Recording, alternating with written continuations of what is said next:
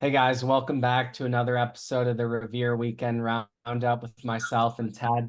Today we got a special guest, Alex. He's a consultant with us at Revere, mentor to myself and Ted, and he's been trading professionally for 13 years. So he's going to talk about some two recent trades, and I think there's a lot of stuff that you guys can learn from him. So Yeah, with that, definitely. take it away. Yeah, definitely. Welcome, Alex. He'll be talking after our segments. So let's just Yeah, jump right thanks for in. having me on, guys. Yeah, happy to have you, Alex. So jumping right into it, per usual, we'll go over the market trend gauge, the Grotection gauge, everything we have at bullish uptrends, market leaders. We have a plethora of groups acting well, semis, China, restaurants, metals, mining, energy. They're all doing well. Short term above the 21 EMA, so that's green. Medium term green as well, and long term green as well. So let me pull up a S&P 500 chart. There's really nothing to talk about. We're in all-time highs, a weekly close in all-time highs as well. Um, Last week, this was primarily fueled by a good reaction to CPI and PPI. As on this day when we broke into all-time highs, we had a 5-day pocket pivot, which is just the highest volume versus the all the down volumes in the last 5 days. The Qs all-time high as well with the S&P 500. Mid caps, we're starting to put in the cup with handle here. Didn't quite make that new high, all-time high yet, but this is really constructive. 4 weeks up off 20-day simple moving average, reclaiming the 50-day, 10 and 20, and all-time high anchored VWAP. Small caps on the backdrop of interest rates breaking down as well as the dollar off CPI and PPI. This has staged a nice move almost back to 52-week highs and starting to put in the handle here. So that's looking really constructive. And if we can really get MDY and IWM to engage with S&P 500 and NASDAQ type names, we are really in for a healthy, super broad uptrend. And the mid caps and small cap area is where like the new innovative soon to be large caps are found. And these are the best places to fish in hopes for the next 500 to the 500 1,000% plus winner, because when you catch a stock from like 5 billion market cap like an SMCI to a 50 billion, that's exactly where you hope to be. The Dow all-time highs as well.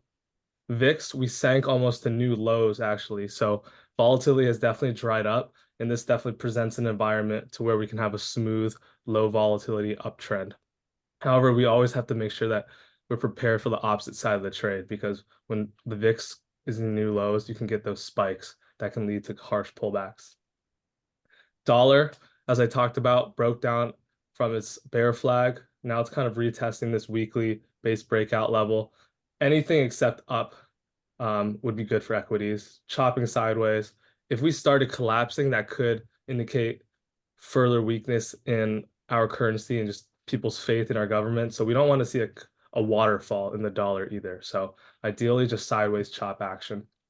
Metals, gold, silver, and copper, just enormously strong.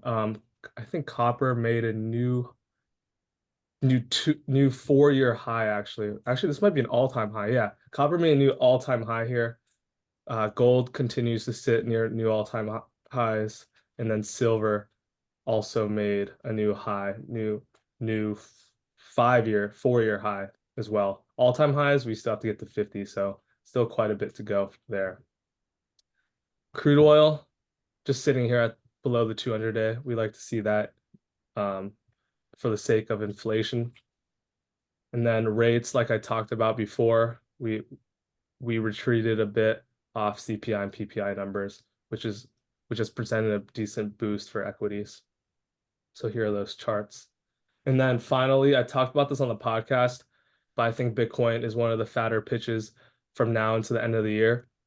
We have a like a 8 to 9 week, 10-week base being built, sitting right on top of previous all-time highs. Found support at the 20-week where we shook out the 60,000 level and reclaimed that quickly, then digested it, formed a tight pivot, and we broke out of that, reclaiming the all-time high anchor VWAP in the 50-day moving average. So we're starting to see this 50-day flatten and turn up, And then we want to see the 10 and 20 get above that. And then perhaps we can make a move to 72K, put in the handle and take out all-time highs. And that's kind of precisely what I'm looking for. Quickly, let's do breadth. Pradeep Market Monitor. As you can see, we've talked about this the past few weeks now. Starting May 3rd, when we broke back above on the S&P and the NASDAQ above the 50-day, that's where it flashed green again on these two metrics. And ever since, momentum has been a lot better for the markets, and same with buying strength. And last Friday, we flashed a 5-day ratio of 2.03, which just shows that breadth is improving along with the price action of the indexes. So it's not just mega caps dragging it up, and that we have many groups participating. Like last week, net highs continue to prove across the board, as you can see here. To zoom in a little more, we saw net highs expand after this correction. Even during this correction, we barely had any net lows compared to that August 2023 through November 2023 correction. And I talked about this about like 2 times on the podcast now, how I notice a divergence between these two pullbacks. And this time around, we resolved to the upside instead of having a second leg lower. NASDAQ, same characteristics. We did have more net lows, but it was nice to see net highs re-enter the picture as we reclaim the 50-day. And then NASI hooked up and just continues to explode higher from oversold into overbought territory. But that's actually fine, because like prior times when we go from that oversold to the overbought, it can stay there for extended periods of time, like here, and that can often lead to really nice, healthy uptrends. And then finally, one thing I wanted to note is that we do still have a negative divergence with the stocks above, percentage of stocks above the 200-day moving average in the NASDAQ. Like, for example, right here, the NASDAQ made a new high, but the stocks above the 200-day still have it. So we definitely want to see this get above 50% and ideally 60% plus. And then I believe that is it from me, Connor. Do you want to take over for your sector breakdown and earnings? Yep. Yeah, I got 15 names that I want to talk about today. Just some watch list names for the week ahead. So first one, HUD. View this as like a pick and shovels play for crypto and this meme mania, right? Because if someone's trading those meme stocks, the likely broker that they're going to head to is Robinhood. And when we look at this weekly, broke out of this big base, and now it's setting up a continuation through this 20 pivot. Coinbase, as Ted mentioned, Bitcoin's looking a lot better. Coinbase found support at this 21-week moving average. And somebody just go. And on this weekly, it looks like a pretty big weekly cup and handle. And the depth of this handle is a little larger, but given the character of this stock, that's expected. And on the daily, it's got a falling wedge look here. So I'll be looking for this RS line to hook back up and this to wedge pop through the moving averages. MSTR, just highlighting this really quick because this is another proxy to play on Bitcoin strength. ON, this had a huge change in character. It reported earnings, 123% increase, and it finally broke out of this 36 level, which was that base. And if we look at this monthly, recent IPO, making turn, and yeah, this weekly, and look at these volume bars here, here, here. So to me, this tells me that institutions have been accumulating in this space. Spotify, this had, that negative reaction on earnings day 2, but now it's getting super tight right around this 300 level. If you look at this weekly, this looks like a pretty classic continuation flag, and maybe this can make a turn back to that 400 level, those all-time highs. First Solar, we've been talking about this for a couple weeks now. Kind of has this base on base look. It's looking to break out of this shelf through 200. And I mean, this says good numbers. Look at these earnings right here. This is catching my attention. And if you look at the monthly, this is gearing up for a pretty big breakout. So the leader in the solar and has our focus. Generac, just to keep some non-tech names. This is coming out of a really nice base and similar to First Solar, almost a base on base look. And if you look at the weekly, starting to turn around. This is a bit of a turnaround play as well. Service Now, talked about this last week. This found support at the 40-week moving average and had a nice follow through. And now it's back above the 50-day moving average. The RS line hooked back up. So watching like how it's forming this tight little handle on the right side, and this is a leader. ISRG, it's been in this base, and I like how it wedge popped back through the moving averages last week, and now it's getting tight right below that 400 level.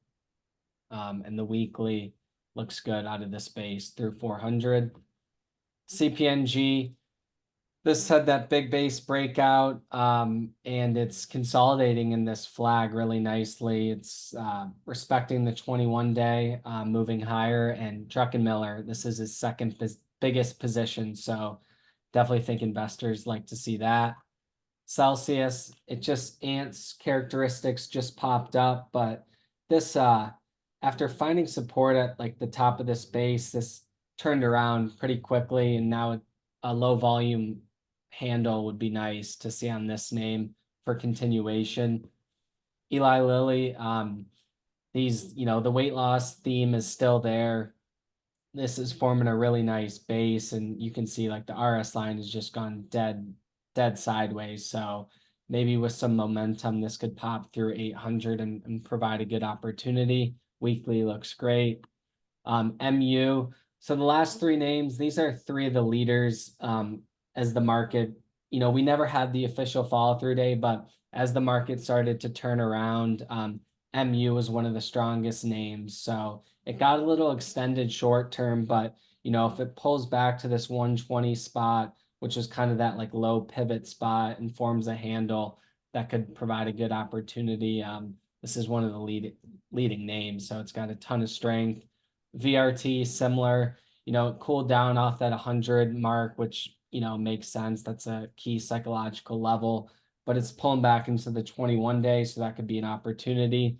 And then CEG as well. Had that big run up, strong earnings reaction, and now, 198, 200 is the top of the base, which coincides with the 21-day moving average. So maybe a pullback there could be a nice opportunity for that one. So those are 15 names I'm watching into the week ahead. And then, so I do this, I usually tweet this, but you guys can pause and look at these names. But after scanning this weekend, these are about, the current and leading themes that stuck out to me from my weekend process. And I like to organize them in this way with, the sector sub-industry group along with the leading names. So these are some sectors and names to keep an eye on. And then earnings wise, it's really NVIDIA's the big one. That's on Wednesday after the close. So that's going to be a big tell for the market and for the AI theme especially. And yeah, so that's focus list, leading sectors, themes, and earnings. Yeah, so Alex, do you want to talk about some trades? Sure. I'm going to share two trades today. One's a winner and one is a loser. These are in my personal. I am not an advisor, and I don't offer any financial advice. Just a little disclaimer before I start. Can you pull up Costco on a daily? You already did. Awesome. Yep. So this one tightened up right around that red line, the 50-day moving average. I was watching it on the second. I didn't pull the trigger yet because it didn't officially pop up above that. So I was looking at the June 750 calls, and I bought them on the 3rd when it broke out at $20.50 a contract. So these were liquid, had high open interest, and I liked the look of the stock. It was tight, and everyone knows Costco. So I usually look for whether it's a loss or a winner. I'm usually only in an option that's 45 days out for about 2 to 10 days for the holding period. And I look for a 50 to 100% gain, or I'll get out with a max loss. Usually I try to keep it around 20% max. And I'm only using a size between 0.5% of my portfolio up to 3 to 4, depending on if the stock's a super winner. This is not a super winner, so I went a little bit lighter. I only did a 2% size. And I exited on the 10th, right at the top of the pivot from the left side. And the reason I did that is stocks usually rest at the top of the pivot. And I don't want to sit around in an option with theta decay because the time premium will hit it and the volatility expansion starts to decrease. So I decided to book my profit and I sold them at $45 a contract. So it was a 120% gain. So it was a good trade. Let's move on to, you mentioned Anon just now. Let's go to Anon real quick. I was looking at this after the earnings gap. Sometimes you can get, after earnings, the stocks, you guys have seen this, they can continue for a week. So I was like, maybe I can get a move off this. And it's funny because you're looking at the daily, how did I lose money? And this is where options are tricky. So I entered on the 14th on the June 35s, which were at the money. And I bought them at $3.10 in the morning. And they didn't really do much that day, but I held on to the next day. And then the stock started to come down that morning and they were down past my limit. So I exited at a minus 25% loss. But the benefit is I recognize it wasn't the cleanest of setups because I was buying a gap. So I only did a 0.5% size. So it was a paper cut. And that's the key, is like you have to recognize when to go thick with your how heavy you want to go and when to go a little bit lighter because your odds aren't really in your best favor for options. It's funny because the next day on Friday, you guys saw Anon gapped up. Yeah. And I was sitting there like, oh man, but I don't really beat myself up about that because I have to follow my rules. And I've only lasted this long with options because I have a pretty defined plan with the rule set. You guys have seen it. Yeah. And that keeps you from blowing up. I don't ever let options go to zero. I don't trade zero dated options, high risk trades. I usually stick between 45 and 60 days out. So a couple months of time premium. And like I said, 2 to 10 day holding periods. And like Costco, for example, only went up 7%, but the option went up 120 because of how fast the volatility expansion was on the IV rank as well. So, and Alex, real quick, because I think you have a really good like risk management system and just kind of talk about how you don't really have to be right that much to be profitable because you're looking for those doubles and those triples while managing risk at 20%. Yeah, I kind of like you could compare it to a baseball batting average. Yeah. If you're swinging between like a 270 to 320 batting average, you're going to be successful. Because the ones that are right are going to make up for the losses and some. Yeah. So, but the key is not doing it. You don't want to trade every day on these. You got to find the right spots. And I do these as like an addition to my stock trading because I actually own the stock. I bought Costco stock as well. I didn't sell it yet, but I sold the options because now, it's like the cherry on top. You can't have the whole cake. So you take your profits and then see how the stock goes after. So I like to kind of do a pairs trade. I'll do options and the stock if it looks really good. And then sometimes that, that options trade can help finance the stock position as well. I know you've mentioned. Yeah, especially if the market has a couple days of a pullback or it gets a little choppy, you already sold that option. It kind of, it finances the volatility almost. I call it profit volatility. Yeah.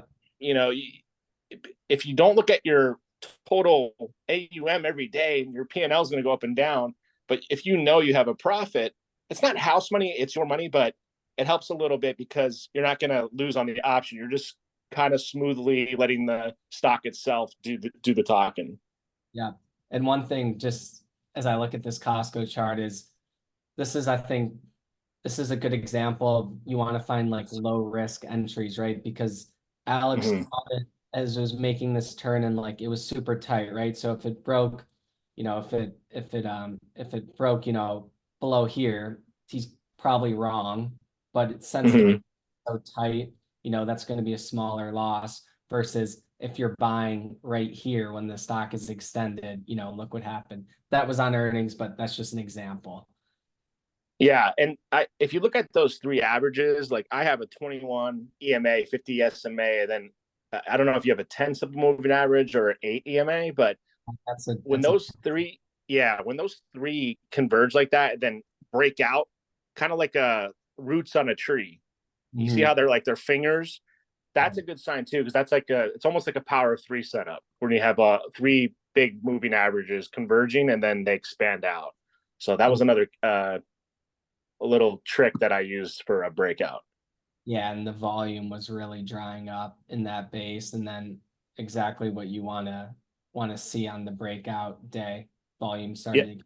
So And also one last thing, on the losing side, on was liquid. Those options were liquid. So I was able to get out, even though it was a loss, I was able to get out. If you get into a thin stock and then thin options on top of it, man, that bid can really get flushed out underneath your feet. And then you're actually you could be worse than 20%. You could be down 50 just because of it being thin. So make sure you're swimming in thick waters with liquid stocks. yeah, yeah. And Well, that's pretty much it for me, guys. Alrighty. yeah, no. And then Connor, I'm just gonna finish with economic calendar and then we'll wrap it up for this week. Okay. All right. Let's go here. Share your screen. Oh shoot. So There we go. the main thing for this week, we have the Fed May FOMC meeting, minutes of the FOMC. So that is also Wednesday at 2 p.m. Right before NVIDIA earnings. So that is one big thing to watch out for. And then Thursday we have initial jobless claims, and then Friday we have some durable goods orders and consumer sentiment final. And then just throughout the week we have a bunch of Fed speakers scattered throughout. So that's pretty much it on the economic calendar front. Connor, do you have anything else? Nope.